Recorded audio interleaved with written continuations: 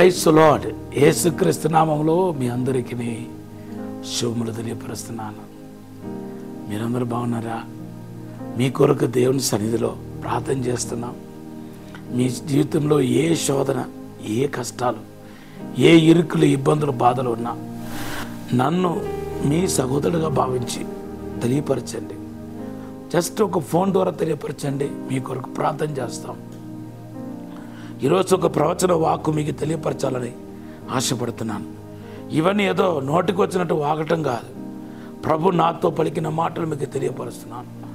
ప్రభు ఆత్మ చెప్తున్నాడు, విరిగిపోయిన దాన్ని, నలిగిపోయిన దాన్ని దేవుడు మరలా తిరిగి కట్టబోతున్నాను మాట్లాడుతున్నాడు.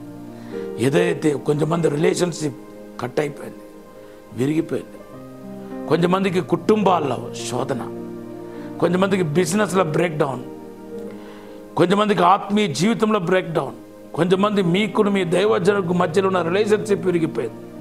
ఇలా ఎవరెవరైతే బ్రోకన్ చూస్తున్నారో, విరిగిపోయిన పరిస్థితి చూస్తున్నారో అవన్నిటినీ ప్రభు సరి చేయబోతున్నాడు.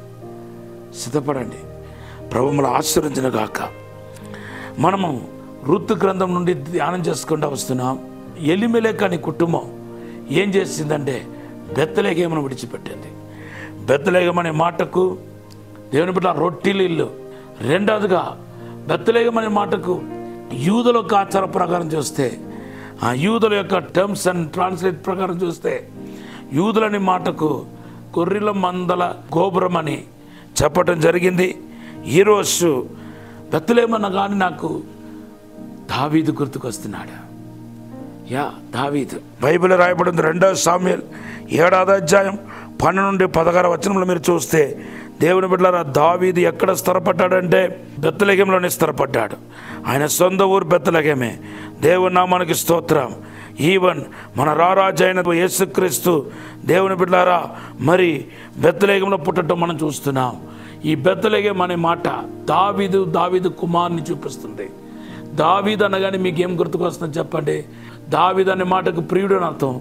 దేవుని బిడ్డలారా, ఆయన ప్రియుడు మాత్రం కాదు, ఆయన ఆరాధికుడు, దేవుని ఆరాధించేవాడు, ప్రార్థించేవాడు, దేవునితో క్లోజ్గా ఉండేవాడు. ఈరోజు మీ ఆత్మీయ అనుభవంలో బెత్లెహేము అనే దావీదు అనే ఈ యొక్క ఆరాధన, స్తుతి ఆరాధన అనుభవాన్ని మీరు మర్చిపోకూడదు. ఎంత ఎక్కువ ప్రభును ఆరాధిస్తున్నారో, స్తుతిస్తున్నారో, ఎంత ఎక్కువ ప్రభును గణపరుస్తున్నారో అంతంతకు మీరు దేవునికి మహిమను, ఆశీర్వాదాన్ని చూస్తారు. ఆరాధనలో 4 భాగాలు ఉన్నాయి.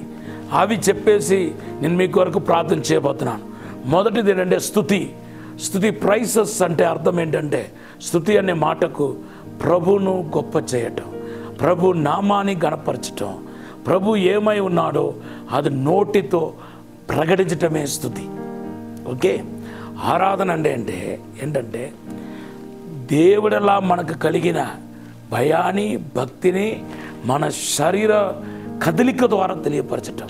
లైక్ నమస్కారం చేయటం, తర్వాత తలలు వంచటం, మోకారించటం, చేతులు ఎత్తటం, హల్లెలూయా చెప్పటం, నాట్యం ఆడటం, ఇవన్నీ ఆరాధన అని పిలువబడుతుంది. దేవునిలా మనకు కలిగిన భయాన్ని, భక్తిని, ప్రేమను శరీర కదలిక ద్వారా దేవునికి తెలియపరచటం ఆరాధన. మూడవది ఏంటంటే కృతజ్ఞత చెల్లించటం. దేవుడు కృతజ్ఞత చెల్లించాలని కోరుకుంటున్నాడు. కీర్తన 102:1 ఏమని రాయబడింది? నా ప్రాణమా యెహోవాను సన్నిధించుమా, ఆయన చేసిన ఉపకారంలో దేన్ని మరొకమని రాయబడింది. సో దేవుడికి కృతజ్ఞతాస్తుతులు చెల్లించాలి. లూకా సువార్త 17వ అధ్యాయం 17వ వచనంలో ప్రభు అంటున్నాడు, నేను బాగు చేసే మంది 10 మంది కాదు కదా, 10 మంది కాదా నేను బాగు చేశాను, నువ్వు ఒక్కడే వచ్చావా ఏంటి అని కృతజ్ఞత లేని వారిని ప్రశ్నిస్తున్నాడు దేవుడు. కాబట్టి ప్రభుకు మన కృతజ్ఞత చెల్లించాలి. కానుక రూపంలో, పాటల రూపంలో, ఆరాధన రూపంలో, సాక్ష్య రూపంలో కృతజ్ఞత చెల్లించాలి. 4వది అనుభవం ఏంటంటే ప్రభువును మహిమపరిచే అనుభవం, దేవుని గణపరిచే అనుభవం.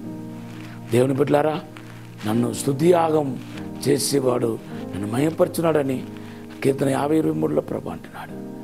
నిన్ను బట్టి ఇతరులు దేవుని గొప్ప చేస్తారంటే దానికి పేరు దేవుని మహిమపరచడం. థామస్ గారు ఒక లైఫ్ మాకు తెలుసండి. ప్రారంభంలో ఎంతో కష్టపడేవాడు. ఈరోజు దేవుడు దీవించాడు కాబట్టి పై స్థానానికి వచ్చారని ఎవరైనా నాకు గురించి చెప్పారంటే నేను దేవుని మహిమపరిచే అనుభవంలో నేను ఉన్నాను, వాళ్ళు కాదు, నేను ఉన్నాను అర్థం. నీ మంచి సాక్ష్యాన్ని బట్టి, ప్రవక్తను బట్టి ఇతరులు నీ దేవుని కనపరిస్తే, కొనియాడితే దాన్ని దేవుడు మహిమపరిచిన అనుభవం. కాబట్టి బెత్లెహేమని ఆ దావీదని ఆరాధనను విడిచిపెట్టబాకండి, స్తుతి అనుభవాన్ని విడిచిపెట్టబాకండి. ప్రభు ఈ మాట దీవించిన కాక. పరిశుద్ధము నమ్మకమైన పరలోక తండ్రి, నీకు వందనాలు, స్తోత్రాలు ప్రభా. శక్తి చేత కాదు, బలము చేత కాదు, ఆత్మ ద్వారానే సమస్తం జరుగుతున్నారు ప్రభా. మమ్మల్ని క్షమించి, మన్నించి, పరిశుద్ధపరిచి, శుద్ధీకరించి ఇప్పుడే దీవించమని అడుగుతున్నాను తండ్రి. పరిశుద్ధాత్మ సన్నిధి ఇప్పుడే ఏలుబడి చేయనగాక. దుష్ట శక్తులు యేసునామములో బారిపోనగాక. స్తుతి ఆరాధన ఆత్మతో నింపండి, అభిషేకముతో నింపండి, అభిషేకముతో నింపండి. స్తుతి ఆరాధన ఆత్మ కుమరించబడినగాక. మీరే తాకుమని దీవించి బలపరచమని యేసునామములో అడిగి వేడుకుంటున్నాము తండ్రి. ఆమేన్, ఆమేన్. ఈరోజు మీ వాగ్దానం యోవేలు 2:26 దేవుడు వాగ్దానం చేస్తున్నాడు. ఆ వాగ్దానం బట్టి మిమ్మల్ని ప్రభు ఆశీర్వదించుగాక. ఆమేన్.